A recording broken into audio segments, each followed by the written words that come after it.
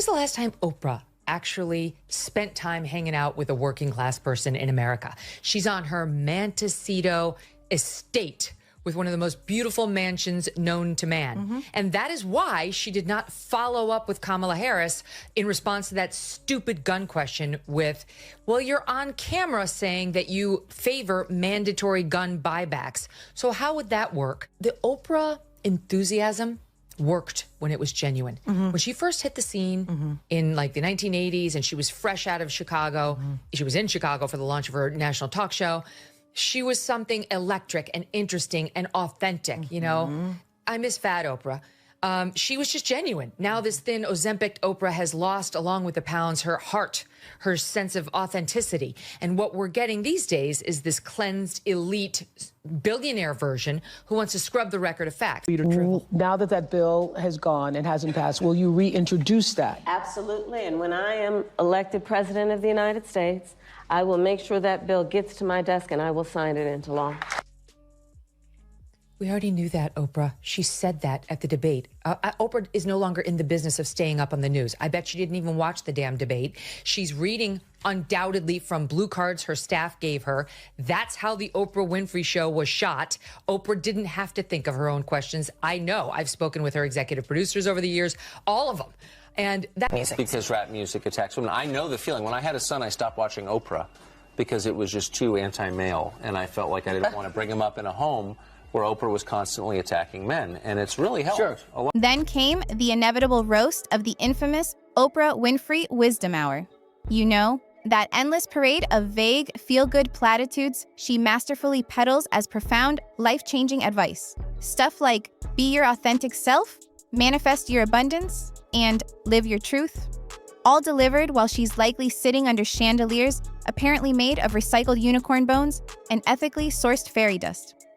Tucker Carlson astutely pointed out that this kind of advice works wonderfully if your truth happens to include multiple offshore bank accounts and a dedicated team of people paid handsomely to tell you you're perfect just the way you are. Greg Gutfeld probably suggested a more honest Oprah quote might be something along the lines of, you get a tax write-off. You get a tax write-off? Everybody gets a massive tax write-off. Because nothing screams enlightenment quite like a perfectly diversified investment portfolio and lucrative brand deals with an endless stream of wellness startups that nobody truly understands, but still somehow cost $399 a month for a subscription. And let's not ignore her media empire's somewhat baffling evolution. From groundbreaking, culture-shifting interviews to increasingly giving precious airtime to wellness gurus who seem to genuinely believe that celery juice can cure deep-seated generational trauma. Tucker Carlson reportedly compared it to watching Harvard University slowly transform into a daytime infomercial for crystal energy alignment, hosted by someone who thinks Wi-Fi is a mind control tool deployed by the Illuminati. Gutfeld, never one to be outdone, likely pitched a mock new Oprah channel, OWN 2.0. The O stands for overpriced, the W for woo-woo, and the N for nope, not buying it. It would feature groundbreaking shows like Cooking with Vibes, The Secret to Successfully Detoxing Your Aura While on a Private Jet, and Real Housewives of the Fifth Dimension. All hosted, of course, from a luxury yurt discreetly located behind Oprah's Malibu guest house. By the time Tucker Carlson and Greg Gutfeld were done with their respective takedowns, Oprah's carefully constructed empire looked less like a kingdom of wisdom and spiritual enlightenment and more like a slightly unhinged, albeit very expensive, wellness-themed amusement park, where the main attraction is trying to figure out if the entry fee includes a complimentary aura cleansing or just a lifetime supply of billionaire guilt. Kamala Harris in the news this week for, among other reasons, having run her billion-dollar campaign down to the studs when it comes to her cash. She's reportedly $20 million in debt. We told you the story the other day. Well, now the reports are that she blew the vast majority of that last $20 million on stars. Now, so far, we've only had one star deny receiving a direct payment, and that person is Oprah Winfrey. The reporting is, and we've seen the verification via various publications, that Harpo Productions, her production company, was paid $1 million for that farce of a town hall that Oprah put on. What a joke. So Oprah's production company got $1 million to put that thing on. Tucker Carlson pointed out that Oprah's political endorsements often come with the subtlety of a diamond-encrusted wrecking ball. She positions herself as America's ultimate moral compass, all while living in a private, heavily guarded compound likely big enough to have its own independent zip code and possibly its own UN representative. And then, somehow, she seems genuinely shocked and dismayed when people aren't universally buying her particular brand of guidance. Maybe, just maybe, if she occasionally gave out private jets along with her political opinions, people would be a little more on board. Greg Gutfeld, naturally, couldn't help but laugh at Oprah's carefully branded spiritual journey. He called it the bougie equivalent of a very expensive midlife crisis, wrapped in a dream catcher and sold with an optional aromatherapy diffuser. The idea that someone who's been casually ping-ponging around the globe with celebrities, moguls, and actual royalty for decades suddenly, miraculously, discovered the cosmic power of intentional breathing and now thinks she's a bona fide spiritual healer. It's peak, almost performance art level, delusion. He even suggested, with that trademark Gutfeld twinkle in his eye, that Oprah might be the only person on Earth capable of hosting a silent meditation retreat and a launch party for a $500 an ounce anti-aging face cream in the same afternoon, without even a hint of noticing the glaring, universe-sized contradiction. Her life, as Gutfeld paints it, is basically a curated contradiction gallery, where every single canvas screams, "I'm just like you," but with a significantly larger helicopter pad and a much better caterer. Oprah Winfrey, she's worth $3 billion. She's up there talking about all the racism she encountered. But okay, so Oprah Winfrey is American, but Kamala Harris, Jamaicans are not Americans, A. B, not oppressed in any sense. They're actually very successful in the United States. Caribbeans in general, I think, make more than native-born whites. They're successful, they're entrepreneurial. They're not part of the history of racism and slavery in the United States, just the opposite. They just showed up here. So, this is ridiculous. And don't even get them started on Oprah's favorite performance piece, crying on cue about how incredibly, uniquely hard it is to be wealthy, famous, and occasionally mildly criticized for asking disaster victims for money. According to her, being asked tough questions by the media isn't just part of the job. It's a form of psychological warfare, a brutal assault on her delicate billionaire sensibilities.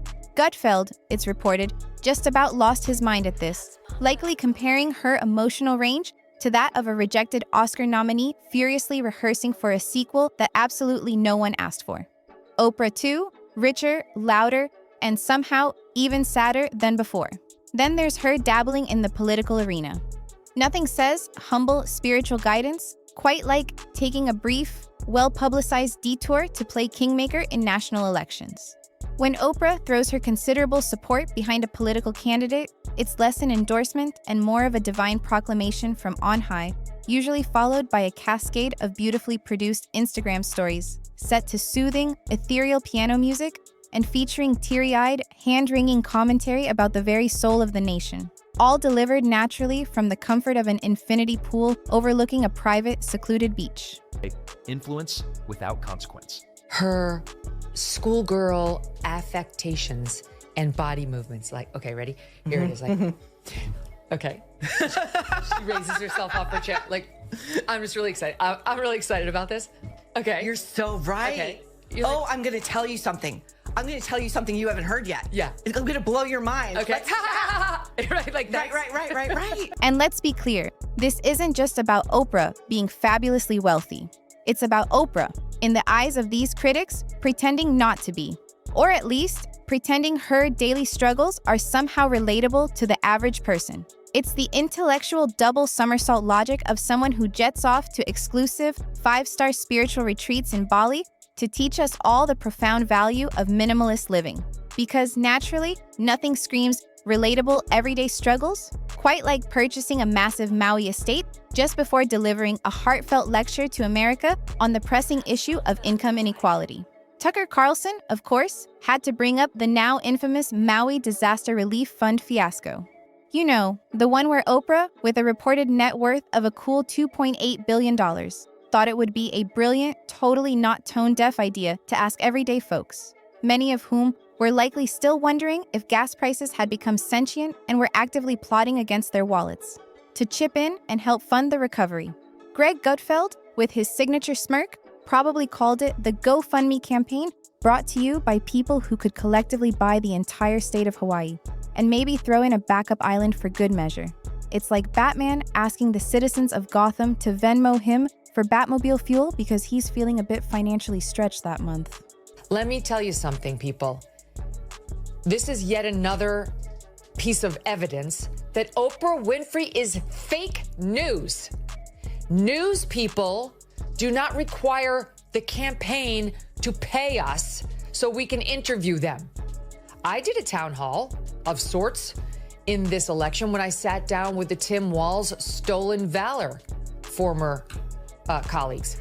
Do you think I charged them to set up the set? No, I didn't.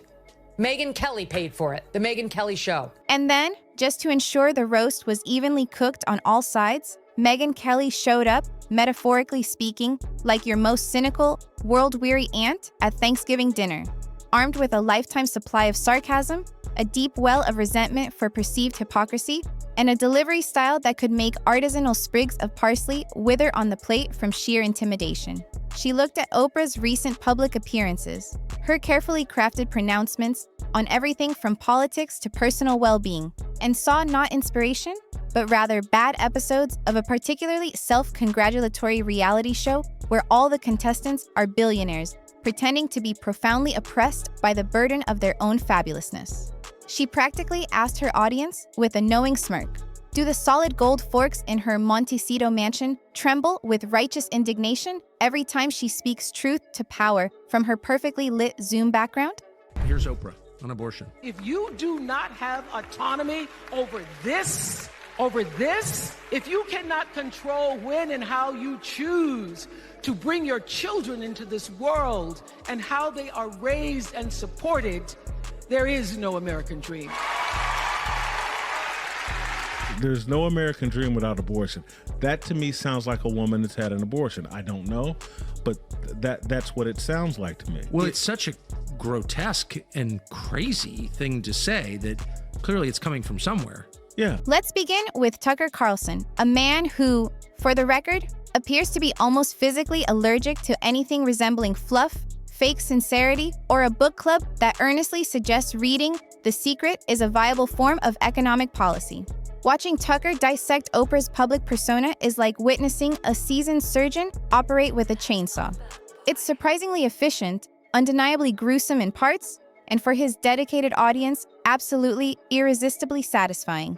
Tucker reportedly zeroed in on Oprah's favorite new role, the self-appointed Queen of Moral Authority, a position she apparently now holds from atop a colossal money pile so astronomically high, Elon Musk probably gets altitude sickness just flying over her Montecito estate.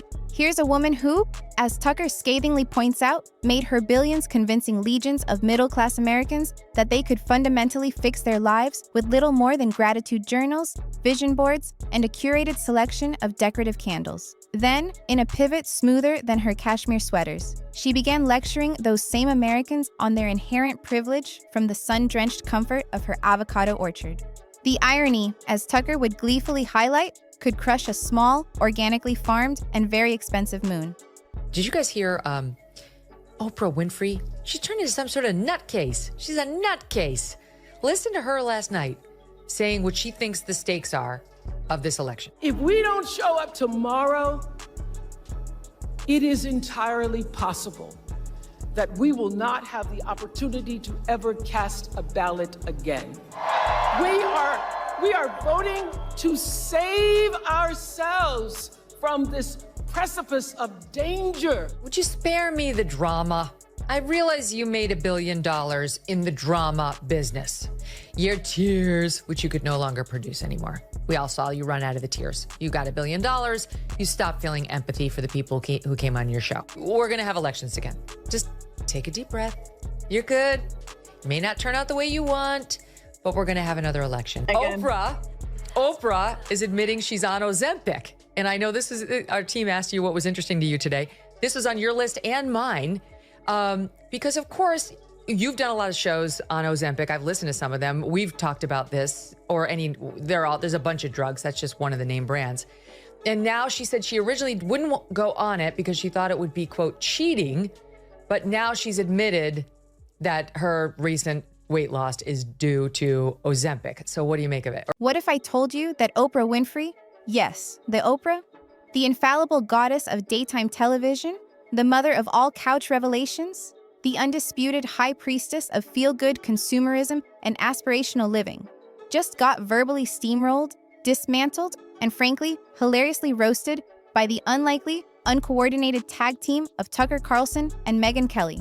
This wasn't some gentle, nuanced critique, folks. This was a full-blown, no-holds-barred takedown, so savage, it made daytime TV look like amateur hour at a particularly brutal comedy club. 1 minute, Oprah's preaching self-love and the importance of soft, flattering lighting. The next, Tucker Carlson is methodically dismantling her entire empire like it's a house of poorly constructed, inspirational cards. While Megyn Kelly throws sarcasm so sharp, it could cut glass. All while probably sipping artisanal coffee at a high-end yoga retreat. What did these two media titans say that allegedly left the couch queen herself blinking in slow motion? Her carefully crafted image shredded into a pile of inspirational rubble. Oh, this isn't just a talk show segment, my friends. This is a roast with receipts, and it is deliciously, uncomfortably brutal.